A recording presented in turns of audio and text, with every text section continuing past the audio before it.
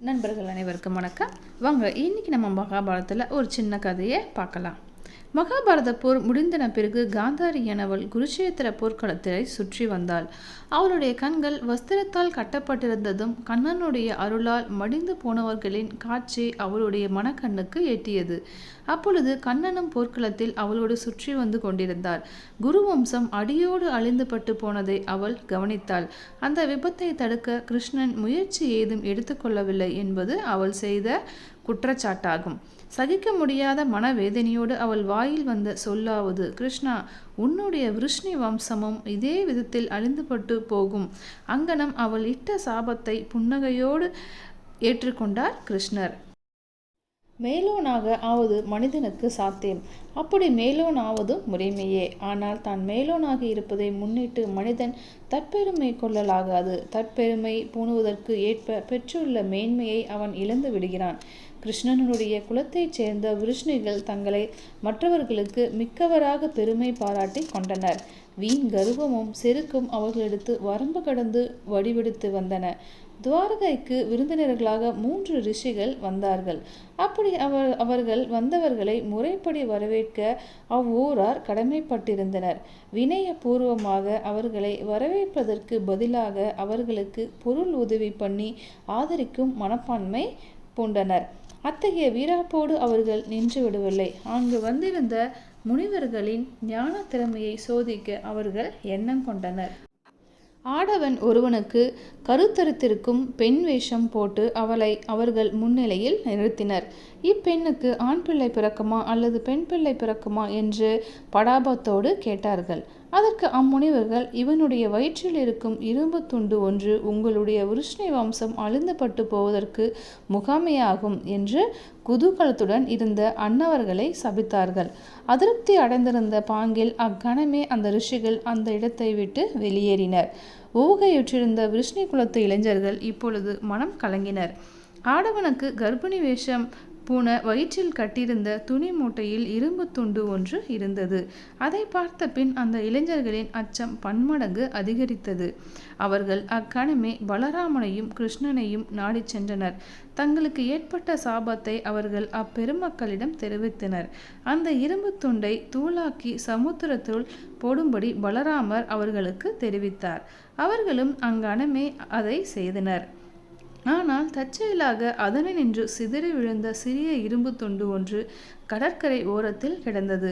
தங்களுக்கு வரப்போகும் ஆபத்தை தடுத்து விட்டதாக விஷ்ணு இளைஞர்கள் எண்ணினார்கள்.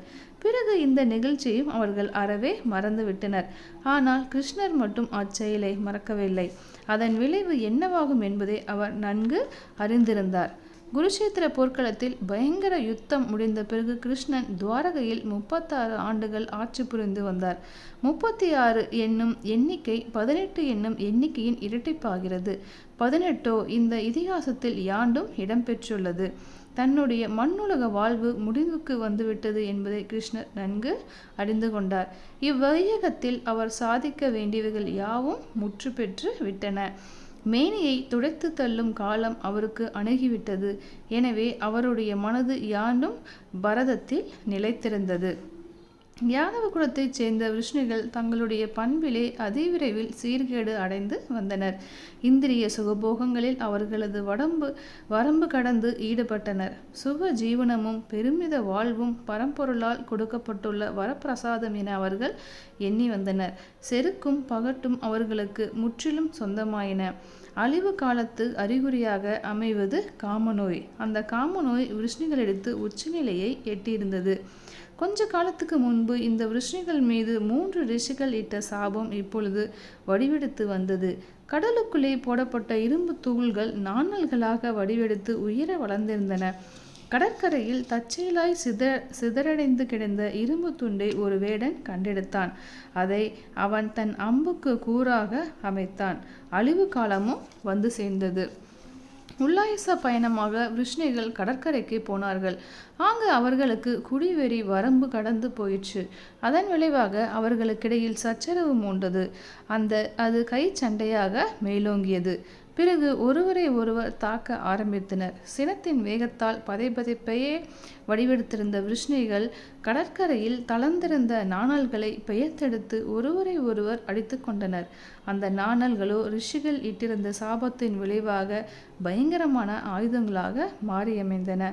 சிறிது நேரத்திற்குள் பரஸ்பரம் அடித்துக்கொண்டு யாதவ வம்சம் முழுவதும் அழிந்துபட்டு போயிற்று. பலராமன் தியானத்தில் அமர்ந்தார். தன் தேகத்தை துடைத்துவிட்டு அவர் பரதை சென்றடைந்தார். இந்த பலராமன் மகாவிஷ்ணுவிற்குரிய சேஷன் என்பது ஐதீகம். தன் இனத்தாரின் அழிவை கிருஷ்ணர் அமைதியோடு பார்த்து கொண்டிருந்தார். பிறகு ஒரு வனத்திற்குள் அவர் சென்றார். தன் உடலை உருக்கும் காலம் விட்டது என அறிந்து கொண்டார். தன் பாதங்களை வெளியே காட்டிய பாங்கில் புல்தரையின் மீது அவர் யோக நித்திரையில் படுத்திருந்தார். தூரத்திலிருந்து பார்க்கும் ஒருவனுக்கு மான் படுத்திருப்பது போன்று அவனுடைய உடல் காட்சி கொடுத்தது. பாதத்தை தவிர வேறு எந்த இடத்தில் அடித்தாலும் கிருஷ்ணருக்கு மரணம் வராது. ஒன்றோடு ஒன்று இணைந்திருந்த அவருடைய 2 பாதங்களும் மானின் தலை போன்று காட்சி கொடுத்தன. அங்கு தரையில் படுத்திருந்தது மான் என கருதி வேடன் ஒருவன் அதை அம்பால் எய்தான். அந்த அம்பின் நுனியில் கடற்கரையில் அகப்பட்ட இரும்பு துண்டு கூறாக அமைந்திருந்தது. பாதத்தின் வாயிலாக வேடன் எய்த அம்பானது கிருஷ்ணனுடைய உடலுக்குள் பாய்ந்தது. வினை பயன் உடலை அங்கனம் வந்து தாக்கிய பொழுது கிருஷ்ண பரமாத்தா தன்னுடைய யதார்த்த நிலையை எய்தினார். ஓகேங்க, உங்களுக்கு நான் சொல்கிற கதைகள் பிடிச்சிருந்ததுன்னா எனக்கு லைக் பண்ணுங்கள், ஷேர் பண்ணுங்கள், சப்ஸ்கிரைப் பண்ணுங்கள், மறக்காமல் லைக்ஸ் பண்ணுங்கள். ஓகே, நன்றி, வணக்கம்.